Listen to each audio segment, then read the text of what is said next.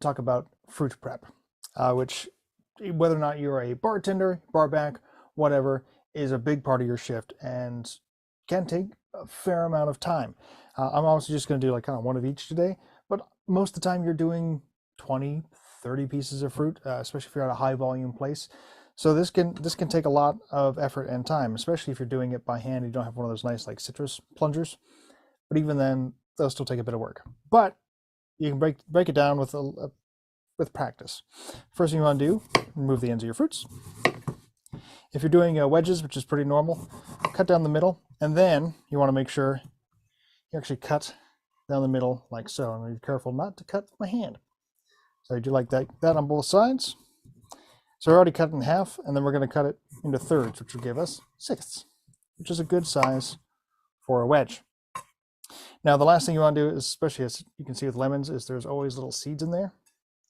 So I do two different things. One is to cut right down the middle to remove any of that middle white pith stuff. That also helps take out a lot of the seeds from the lemon. I might even grind down on it a little bit, remove that white pith, and take out all the seeds. I got a ton of seeds on this cutting board now. And every once in a while, push out a couple more. So now you have a nice, presentable piece of fruit. No extra white stuff, things hanging off. And because of that score I did down the middle where I almost cut my hand open, I can put it neatly on a glass. Easy peasy. So limes, the same idea. The nice thing about limes is normally you do not have to worry about the seeds. So depending on how I'm setting up my shift, I'll actually do limes first, just because they don't make as much of a mess. And I don't have to clean off the board as quickly in between cutting things, fruit specifically. So the same idea, remove the little white pith in the middle. And a nice piece of fruit. I scored it when I cut it. So again, boop. So when you're in the middle of the shift and someone's ordering, 7 gin and tonics, man. And you can just boop, boop, boop, throw one on each glass. You don't have to worry about cutting it, making sure it's ready. Oranges, the last place I worked, you used half moons, half crescents, circles. So you do the same thing, cut off the sides. If you need to do a wheel, you would cut it halfway in to the fruit, all the way down, so that when you cut the whole thing, a pre-cut bit for your glass. I'm going to move this over here onto that glass, just like that.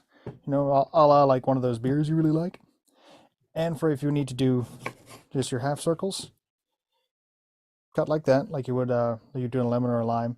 Score it going all the way down the center, not across like that, but down the center, so that when you cut your little half circle, boop, you have another piece that's ready to go, just like that. These are like your staple garnishes. Citrus fruits are like you find them in just about every single bar. They're colorful, they smell good, they add aroma to a drink. Whether you're expressing the oils in the back, you got a little lighter, you're flaming some of those oils. You've got a gin and tonic, so you're squeezing it into your drink, so those juices can be essential to the drink itself. And that's why you would use them and have them. So yeah, that is basic fruit prep. And there's tons of garnishes out there, but these are the ones that you're always going to see. And generally, someone spent that day, maybe the day before, because you can keep them in a day, keep them in the fridge for a day. Someone spent some time going through to make them just for your drink. So I actually have a lot of my friends like to ask questions. I think I mentioned that last episode that I would be getting some questions, and I did. So hopefully this shows up on camera. If not, I will describe it. But a friend of mine shot me a message, friend Sarah. I'm like, hey, I've got all this stuff in my bar at home. What can I do with it?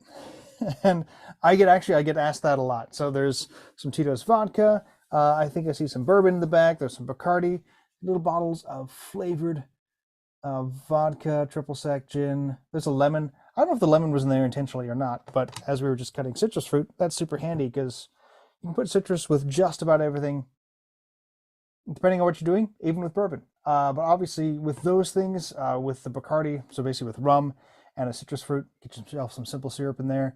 You've got a version of a daiquiri. Normally you'd use lime, but you could do it with a lemon, a little fresher. Same with the gin. Gin and soda water and a little bit of citrus be fantastic. You've got triple sec and vodka.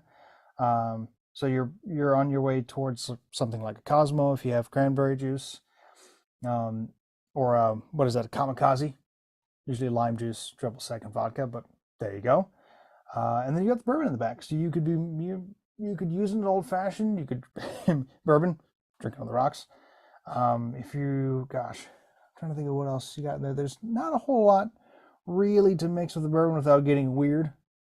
I mean, but you've got lemon in there, so you can do an old timey, old fashioned with the lemon twist, Peychaud's bitters, sugar cube.